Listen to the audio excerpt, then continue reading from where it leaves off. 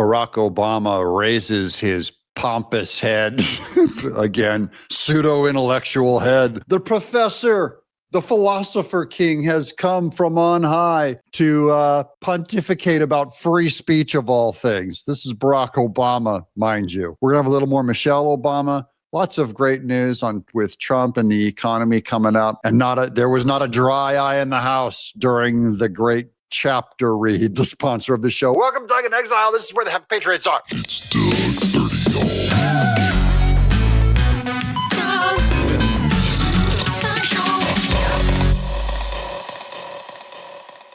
Never put an X next to a Democrat. We stand by God first, always first. If you are not saved, then, how are you going to run a family? Then family, then let's see, country, and then vocation, our job, okay? That's kind of the order of events. Here's Barack Obama, who has all those order of events scrambled, chopped up, and thrown on the floor. Part of what we're going to have to do is to start experimenting with new forms of journalism and how do we use social media in ways that reaffirm facts. Okay, you should be very scared of that already. New forms of journalism, compared to the old form of the last 20 years of just being a Democrat, copy and paste, part of the Democrat Party is what journalism was. Now we have to work on this new form of journalism. You know what it is? Navigating and negotiating with people like me, Obama, where I can speak against you and YouTube doesn't just automatically destroy my channel. Or I don't have a bunch of Democrats at work in Hollywood just going, Doug criticized Obama. He's a racist.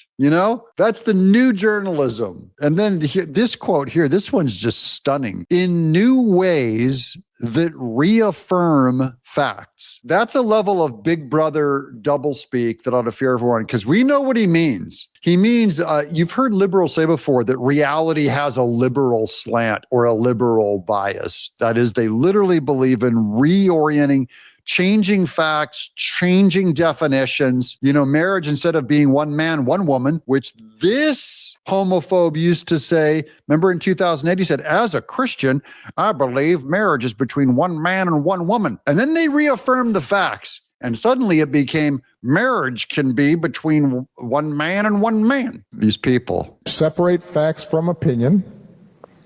We want diversity of opinion. No, you don't. We don't want diversity of facts. You do not want a diversity of opinion. Now, that's how they couch it. They say, when they disagree with your opinion, they'll say that they actually have the facts and that you're stating an opinion as fact and they oppose that. See what I mean? This is such doublespeak. We don't want a diversity of facts. You do want a diversity of facts, actually. You have your own facts, like Biden being sharp as a tack is what he would say is a fact. The borders are closed is what he would say is a fact. Redistribution of wealth is capitalism, he might say. Socialism. I don't trust what Barack Obama's standard is for facts. That, I think, is one of the big tasks of social media. By the way, it will require some government, I believe. Some government. There you go. It's going to require some government, for the First Amendment and the journalism thing. They always want that top-down government to come in and mitigate our free speech. The entire Obama administration was a giant apparatus at the end set up to undermine the First Amendment. Freedom of speech, it's actually upstream from the Second Amendment, freedom of gun rights. The First Amendment, freedom of speech, is number one. The pen is mightier than the sword. And Barack Obama, we know that he even coordinated with foreign governments to undermine free speech, to undermine Trump's career in America. So during the Tea Party people, he spied on them. He undermined all of the Tea Party applicants for 501c3 for some kind of a charitable status. They slow walked it. Every dirty trick in the book, this guy pulled off. We're going to get to more of this Barack Obama interview right after this word from our sponsor. This is when I thank Doug in Exile's official sponsor, chapter. Why do I say thank them? Because Medicare annual enrollment is right now. And if you're like me, I hear the word Medicare paperwork and my brain turns to mush. So you might be just as confused. That's why you need help navigating those waters by someone you can trust and someone I trust with you. And that's Chapter. Chapter's already told me that you all are ringing their phones off the hook, though there hasn't been a hook to hang a phone on for about 20 years. Chapter looks at lots of different plans available across the nation and finds the one that fits your needs, not the one that makes them the most money, like all those other companies that might deceive you. Remember, this is about trust. Chapter and I are trying to help you, so get that peace of mind that comes with being minimally responsible and just making a phone call. Lift a finger. Here in Exile, we have just one name we trust to navigate the stormy seas of Medicare coverage, and that's Chapter. Call 631-961-8696. That phone number is the first pinned comment below. That's 631-961-8696. And now back to our show. Okay, we're going to finish up this Barack Obama lie fest here. Regulatory constraints around some of these business models in a way that's consistent with the First Amendment. Why are they all applauding? The government's going to come in and do regulatory constraints on platforms. Do you hear the Democrats in that audience applauding? Yay. That's what we need. Government regulatory constraints on free speech and journalism. But that also says, look, there is a difference between these platforms. He's searching for words to not get in trouble. He knows what he's dancing with here. There's a difference between platforms. Gee, thanks for the specifics, Obama. That's very helpful. There's difference between the platforms, meaning the Democrat ones we believe are truthful, and the ones that lean MAGA or are open to MAGA and free speech are the ones the government must shut down. We know how this works. Letting all voices be heard. Oh, sure. Versus a business model that elevates the most hateful voices. You mean the ones against Israel? You mean the Palestinian voices against Israel from the river to the sea? That's your entire party? What about the hateful voices that are for destroying the unborn baby? Are you going to platform those hateful voices? Oh, no, that's not done in hate. That's done in women's health care. Women's health care. What about the voices that say to take trans kids away from their babies, their parents, and perform a irreversible surgery on them? Is that hateful? See, when they bring in, we're going to stop the hateful voices, we know what they mean. They mean if you want to lower taxes, you're hateful. The most polarizing voices. Or the most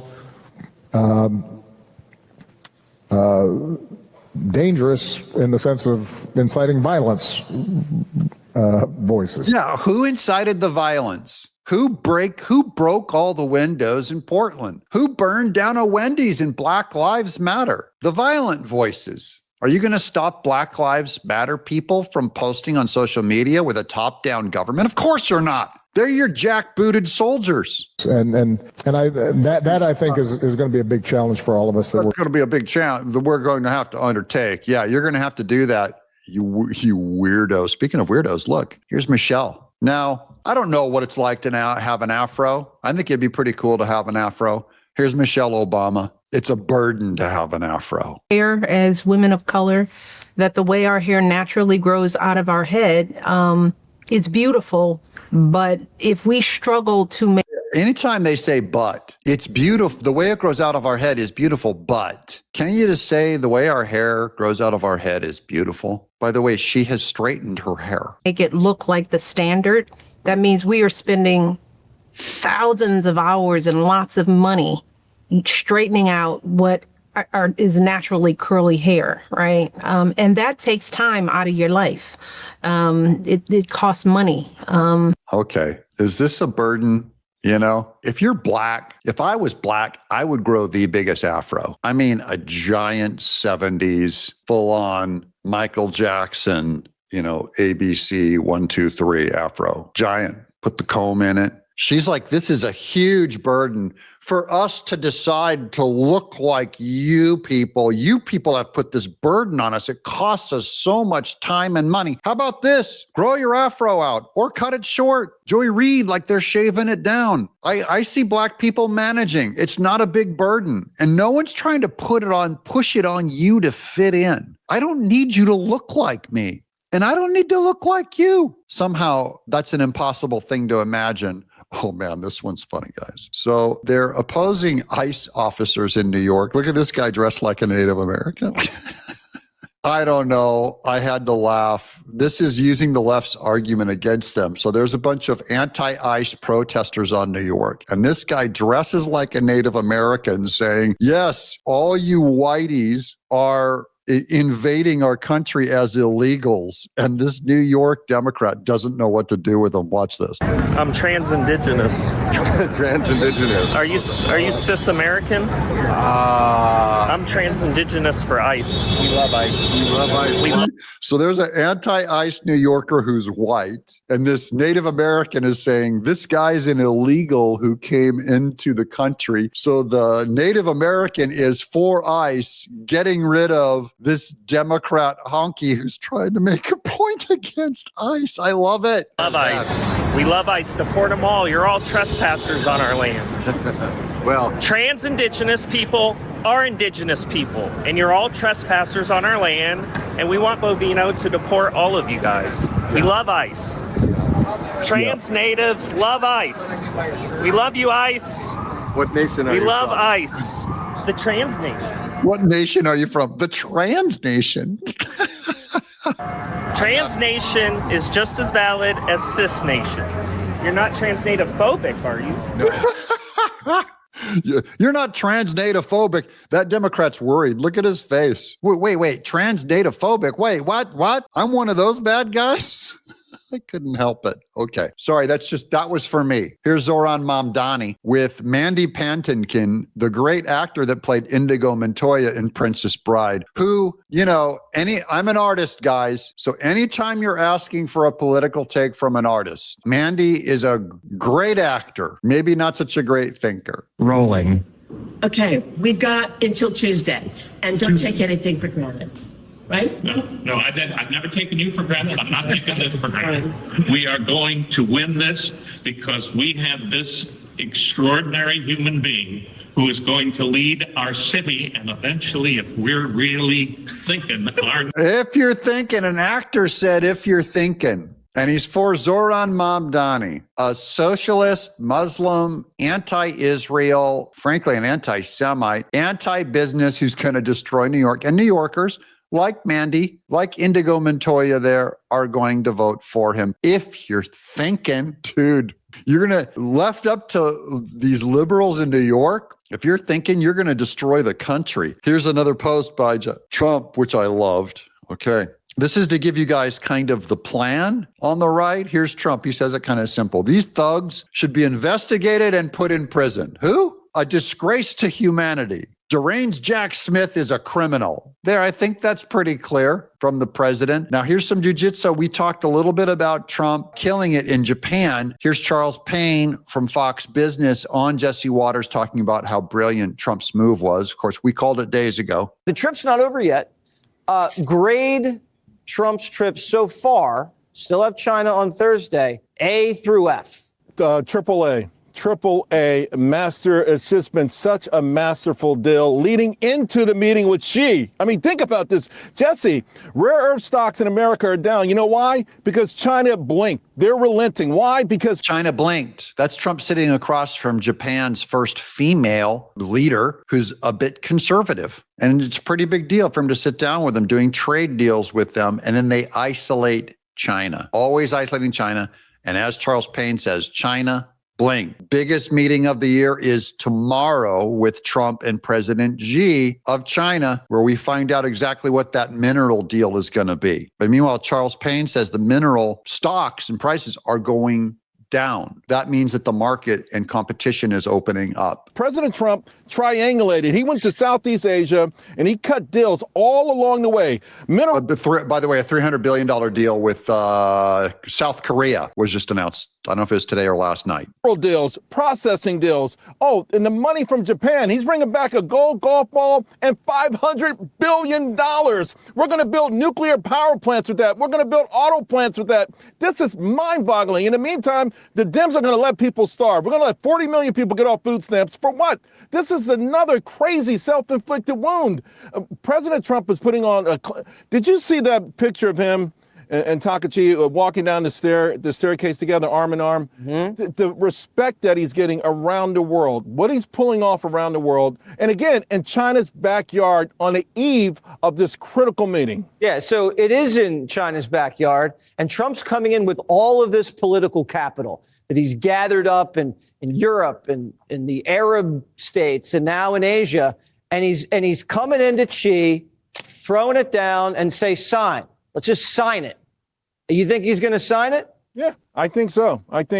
Listen, China did all the things in the last couple of weeks, all of the saber rattling, all of the things for their own public consumption. Of course, they don't have a media that hates their leader, right? I don't know legally you can over there, but you're right. In the meantime, all you hear is negative stuff about Trump in the media. All you hear about negative stuff. And by the way, it's the regular media and the financial media.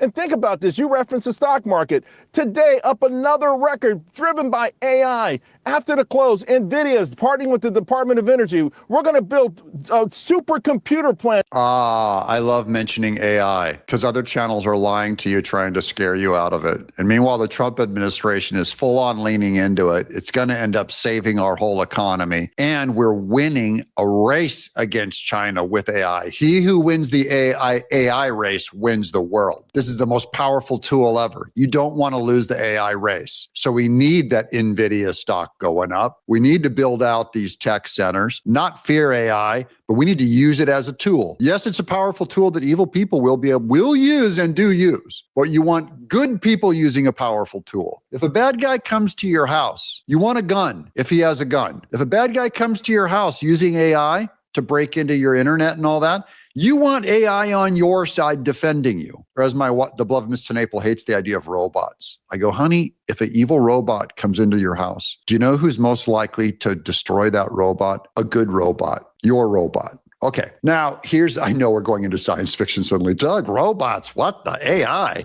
Okay, here's Comer on the auto pen scandal. I like this wrap up. Was the president even mentally fit to make those decisions? And that's why we brought Dr. O'Connor in. And Dr. O'Connor, when the first question we asked, were you ever told to lie about Joe Biden's health? The White House physician, yes. The White House physician, and he pled the Fifth Amendment. So he wouldn't answer that. You referred to him and then two other aides, Anthony Bernal and Annie Tomasini, all of whom pleaded the Fifth, to the Justice Department. Right. What are you expecting them to look into? Okay, the only three that he sent to Pam Bondi, recommended to them, were the three that pled the Fifth. So he's assuming they have some piece of information that he needs to put this case together. That's why they need those three and not the others that they interviewed. I believe there was a cover-up of Joe Biden's mental fitness. The fact that Joe Biden met with Ian Sams, his White House spokesperson, 2 times in 2 years. The fact that he met with Neera Tanden, who was his executive secretary, once every month or whatever. I mean, it's shocking. Every other president, President Obama, President Bush, President Trump, they meet with these staffers. That's an important argument that he made that I did not bring up yesterday, that it starts to show that someone else is running the country when his closest staffers were not meeting with him. And he was being blocked out of their lives. They only met with him it would be like the equivalent to Stephen Miller meeting with Trump, once a month or twice a year. It just doesn't happen. Now, here's Ruben Gallego. I just like getting this commie, but he's being hit by CNN. Look at CNN healing themselves, taking a few shots at him on the government shutdown. I think my question is this. I mean, I take your point about these millions of people. The cost of living is incredibly high, but also Republicans control the White House, they control the Senate, they control the House. And in the past, Democrats, when Republicans have tried to do something like this, Democrats have argued that the norms of our government should be that you negotiate policy outside of a government shutdown. I mean, I have over many years covering Washington, people have said that over and over and over again. And now I have neighbors in the D.C. area who are both employed by the federal government who are having to use food banks. We are heading into Thanksgiving.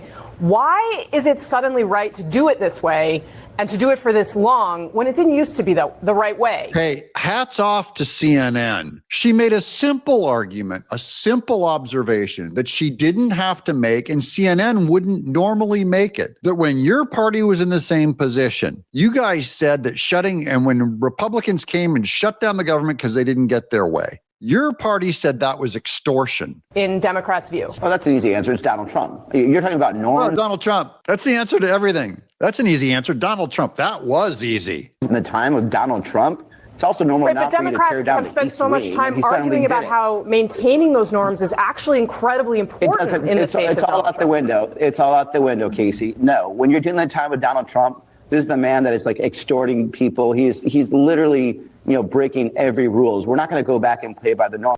Trump bad. You don't understand.